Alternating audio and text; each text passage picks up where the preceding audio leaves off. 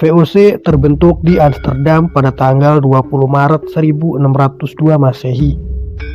VOC juga dikenal sebagai Perserikatan Dagang Hindia Timur Belanda yang bertujuan untuk menguasai Indonesia dan berupaya untuk memonopoli perdagangan di kawasan Asia pada waktu itu.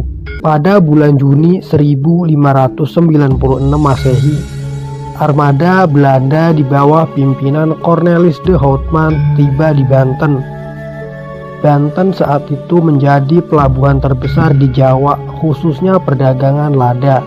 Karena terjadinya persaingan dan permusuhan di kalangan para pedagang Belanda, pada bulan Maret 1602 Masehi, terbentuklah VOC di Amsterdam. Kantor pusat VOC berada di Amsterdam dengan kepengurusan dipegang oleh 17 orang yang disebut Heren 17 atau Dewan 17. Gubernur Jenderal VOC yang pertama adalah Pieter Both yang menjabat tahun 1602 sampai 1614. Dan hak istimewa atau hak oktroy kepada VOC.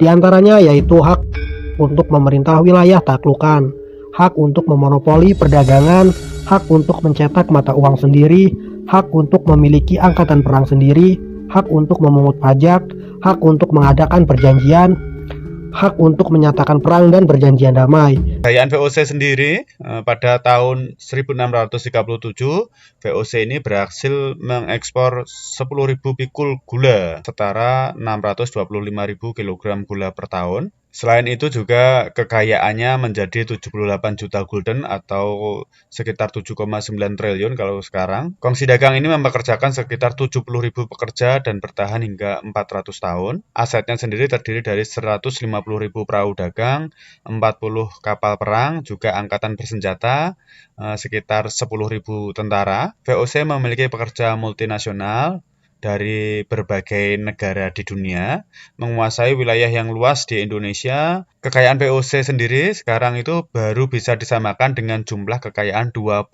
perusahaan terbesar dunia seperti Apple, Microsoft, Amazon, ExxonMobil. Kemudian VOC mengalami kemunduran. Hal ini disebabkan oleh berbagai faktor. Yang pertama adalah pengeluarannya lebih besar daripada pendapatan.